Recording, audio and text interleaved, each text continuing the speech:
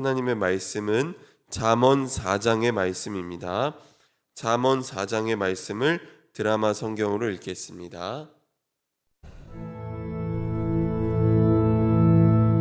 아들들아, 아비의 훈계를 들으며 명철을 얻기에 주의하라. 내가 선한 도리를 너희에게 전하노니 내 법을 떠나지 말라. 나도 내 아버지에게 아들이었으며 내 어머니 보기에 유약한 외아들이었노라. 아버지가 내게 가르쳐 이르기를 내 말을 내 마음에 두라. 내 명령을 지키라. 그리하면 살리라. 지혜를 얻으며 명철을 얻으라. 내 입의 말을 잊지 말며 어기지 말라. 지혜를 버리지 말라. 그가 너를 보호하리라. 그를 사랑하라. 그가 너를 지키리라. 지혜가 제일이니 지혜를 얻으라. 내가 얻은 모든 것을 가지고 명철을 얻을지니라. 그를 높이라. 그리하면 그가 너를 높이 들리라.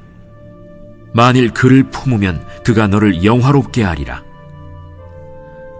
그가 아름다운 관을 내 머리에 두겠고 영화로운 면류관을 내게 주리라 하셨느니라. 내 아들아, 들으라. 내 말을 받으라. 그리하면 내 생명의 해가 길리라. 내가 지혜로운 길을 내게 가르쳤으며 정직한 길로 너를 인도하였은즉 다닐 때에 내 걸음이 곤고하지 아니하겠고 달려갈 때에 실족하지 아니하리라. 훈계를 굳게 잡아 놓치지 말고 지키라. 이것이 내 생명이니라. 사악한 자의 길에 들어가지 말며 악인의 길로 다니지 말지어다. 그의 길을 피하고 지나가지 말며 돌이켜 떠나갈지어다. 그들은 악을 행하지 못하면 자지 못하며 사람을 넘어뜨리지 못하면 잠이 오지 아니하며 불의의 떡을 먹으며 강포의 술을 마심이니라. 의인의 길은 돋는 햇살 같아서 크게 빛나 한낮의 광명에 이르거니와 악인의 길은 어둠 같아서 그가 걸려 넘어져도 그것이 무엇인지 깨닫지 못하느니라. 내 아들아, 내 말에 주의하며 내가 말하는 것에 내 귀를 기울이라. 그것을 내 눈에서 떠나지 말게 하며 내 마음속에 지키라. 그것은 얻는 자에게 생명이 되며 그의 온 육체의 건강이 됨이니라. 모든 지킬 만한 것 중에 더욱 내 마음을 지키라. 생명의 근원이 이에서 남이니라. 구부러진 말을 내 입에서 버리며 비뚤어진 말을 내 입술에서 멀리하라. 내 눈은 바로 보며 내 눈꺼풀은 내 앞을 곧게 살펴 내 발이 행할 길을 평탄하게 하며 내 모든 길을 든든히 하라. 좌로나 우로나 치우치지 말고 내 발을 악에서 떠나게 하라. 아멘. 주님의 은총과 평화가 예배드리는 모든 분들 가운데 충만하시기를 간절히 소망합니다. 오늘은 내 마음을 지키라 라는 제목으로 말씀을 나누고자 합니다. 잠언은 무감각해진 우리의 마음을 찔러 깨닫게 하고 또 우리에게 올바른 방향을 제시해주는 이정표 같은 말씀입니다. 오늘 우리에게 주시는 이 말씀을 우리 인생의 길로 삼고 또 그 길을 믿음으로 나아가는 저와 여러분이 되기를 주님의 이름으로 축원합니다. 잠언은 계속해서 지혜의 스승과 제자의 관계를 아버지와 자녀의 관계로 이야기하고 있습니다. 아버지는 예부터 누적되어 온 가르침들을 자녀들에게 전해줍니다. 이것을 전승이라고 하죠. 바로 지혜의 전승을 이야기하고 있습니다. 그래서 1절, 2절 말씀을 보면 아버지로서의 권고를 하고 있습니다. 아들들아, 아비의 훈계를 들으며 명철을 얻기에 주의하라. 내가 선한 도리를 너희에게 전하노니 내 법을 떠나지 말라라고 권면하고 있습니다. 그런데 3절을 보면 이렇게 되어 있습니다. 나도 내 아버지에게 아들이었으며 내 어머니 보기에 유약한 외아들이었노라 라고 이야기하고 있습니다. 내 아버지의 아들이었다는 것은 내가 지금 자녀들에게 지혜를 전승해 주지만 나도 미숙한 때가 있었다는 것입니다. 우리의 인생이 아직 설익어서 미숙하지만 결국은 성숙을 향해 나아가야 합니다. 신앙도 그렇죠. 어린아이의 미숙한 신앙에 머물러 있어서는 안 되고 계속해서 성숙한 신앙으로 나아가야 합니다. 사도 바울은 고린도전서 13장 11절에서 이렇게 말했습니다. 내가 어렸을 때에는 말하는 것이 어린아이와 같고 깨닫는 것이 어린아이와 같고 생각하는 것이 어린아이와 같다가 장성한 사람이 되어서는 어린아이의 일을 버렸노라 라고 그렇게 고백했습니다. 우리의 인생은 물론이거니와 우리의 신앙도 어린아이의 신앙에 머물러서는 안 되는 것입니다. 그래서 아버지는 선한 도리를 가르쳐 주기 위해서 훈계와 명철에 주의해서 들으라 이렇게 이야기합니다. 선한 도리는 곧 성숙한 인생으로 가는 길, 성숙한 신앙으로 나아가는 길임을 들려줍니다. 이어서 아버지는 권위 있는 교사들처럼 가르칩니다. 그 가르침의 내용이 무엇입니까? 우리 7절, 8절 말씀을 함께 읽어보도록 하겠습니다. 7절, 8절 말씀 함께 읽습니다. 시작.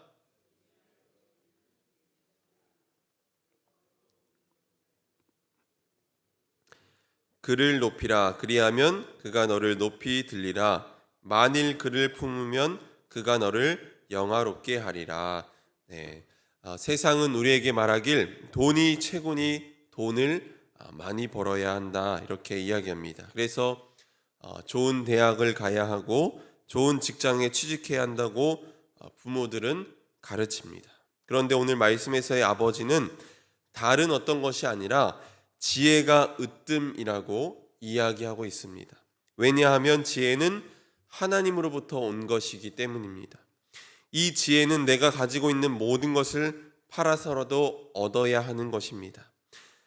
여기서 지혜를 높이 여길 때 내가 지혜로운 사람이 될 수 있다고 말합니다. 지혜를 품는다라고 이야기했는데 내가 무엇을 품었는지에 따라서 우리 인생이 결정될 수 있습니다. 내가 품고 있는 게 곧 나를 형성해 가도록 되어 있습니다. 잠언은 다른 어떤 것이 아니라 지혜를 품으라고 그렇게 이야기하고 있습니다.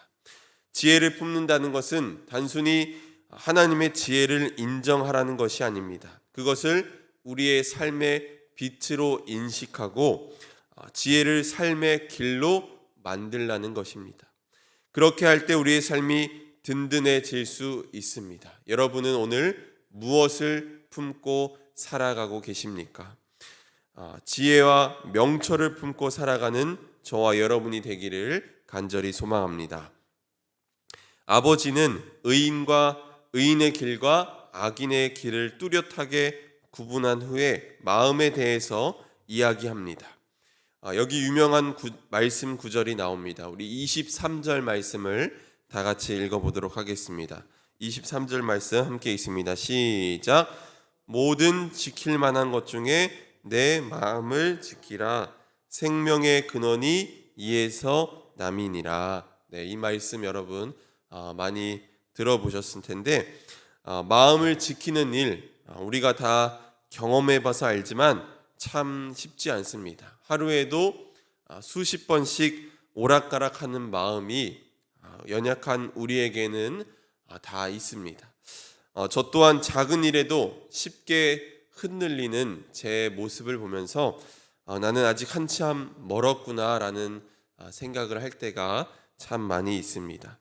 하지만 사람은 연약하고 유한한 존재이기 때문에 마음이 흔들리고 종잡을 수 없는 것이 오히려 자연스러운 일일지도 모릅니다. 중요한 것은 이렇게 우리의 마음이 흔들릴 때 이 흔들리는 마음이 조금은 덜 흔들릴 수 있도록 그 마음을 지키는 일입니다. 그런데 지켜야 할 마음이 무엇일까요? 마음이라는 게 사실 굉장히 모호합니다. 마음과 이 결합되는 말들이 꽤 많이 있습니다.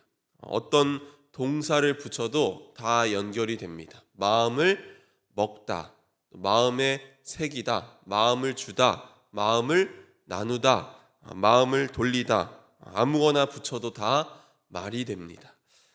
그만큼 마음을 이해하기가 어렵다는 것입니다. 그렇기에 마음이 이리저리 흔들리는 것은 어쩌면 당연한 것입니다. 그럼 어떻게 우리의 마음을 지켜야 할까요? 바로 우리의 마음의 주인이신 하나님께 우리의 마음을 가져가는 일입니다. 흔들리는 그 마음까지도 하나님께 그 마음을 가져가야 합니다. 마음을 가져가는 일이 무엇입니까? 바로 기도입니다. 우리의 상처난 마음, 억울한 마음, 시린 마음, 아픈 마음, 그런 모든 마음들을 하나님께로 가져가시기 바랍니다. 하나님께 가져갔을 때 하나님은 그 마음에 평안함을 주시고 혼돈에 빠져 있는 마음에 질서를 만들어 주실 줄 믿습니다. 오늘 말씀은 마음을 지키는 방법을 구체적으로 알려줍니다. 24절 말씀, 구부러진 말을 내 입에서 버리며 비뚤어진 말을 내 입에서 멀리하라. 구부러진 말은 허위에 찬 말이며 비뚤어진 말은 남을 해하는 말입니다. 내 마음을 지키는 일은 다른 게 아닙니다. 바로 말을 조심하는 것입니다. 하나님께 내 마음을 가져갔다면 그 다음에 우리가 해야 하는 일은 바로 말을 조심하는 것입니다.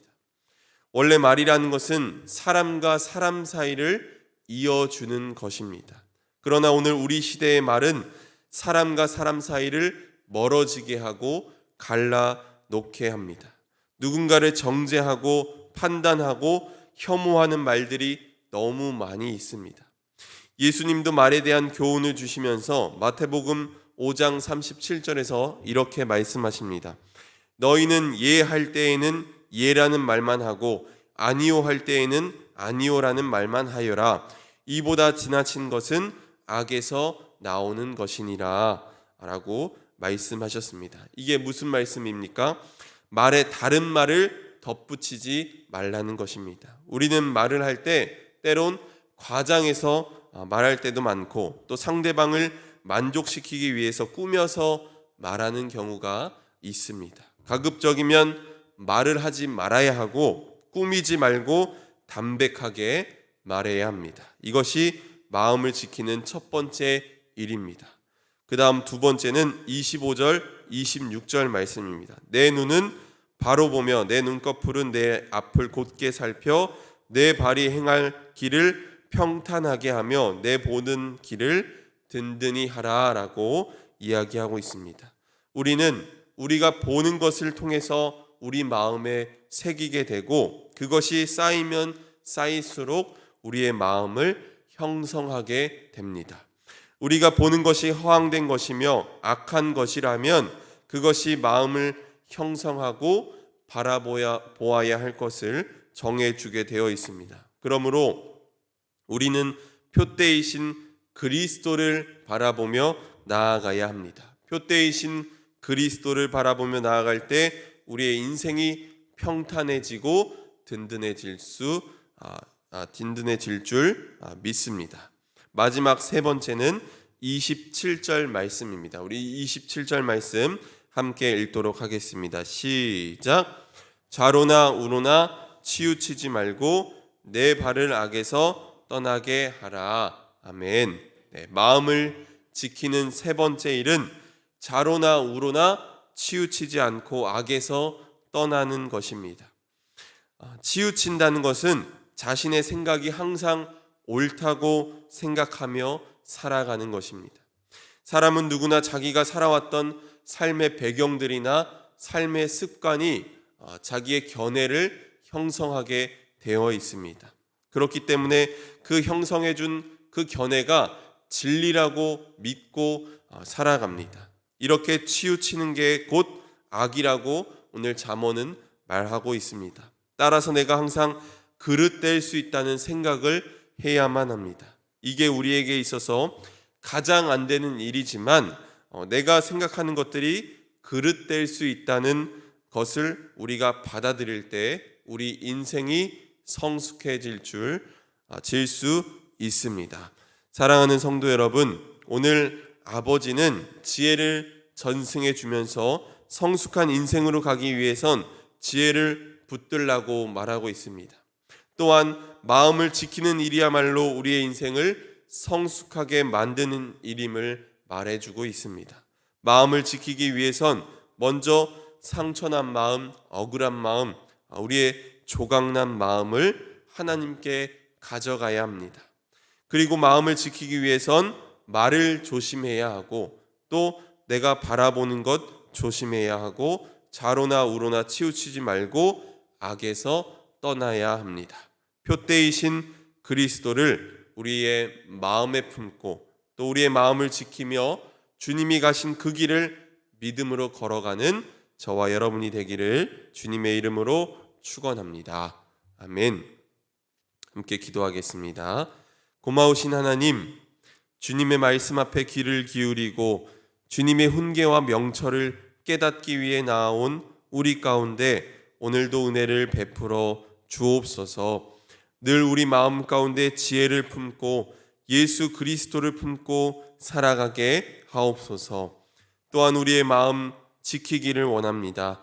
하루에도 수십 번씩 흔들리는 나의 마음 가운데 주님께서 찾아오셔서 나의 중심이 되어주시길 원합니다. 무엇보다 나의 상처난 마음, 조각난 마음들, 또 모든 마음을 마음의 주인이신 주님께 가져가게 하시고 마음을 지키기 위해서 함부로 말하지 않게 하시고 바른 것을 보게 하시고 좌로나 우로나 치우치지 않게 하여 주옵소서. 하나님, 오늘도 우리의 삶의 문제들 주님 앞에 내어놓고 엎드려 기도합니다. 가슴에 품은 여러 소망들, 기도하는 모든 제목들 가운데 하나님께서 역사하셔서 나의 기도하는 것보다 더 크고 놀랍게 응답하여 주시옵소서. 모든 것 주님께 맡겨드리며 예수 그리스도의 이름으로 기도드렸습니다. 아멘.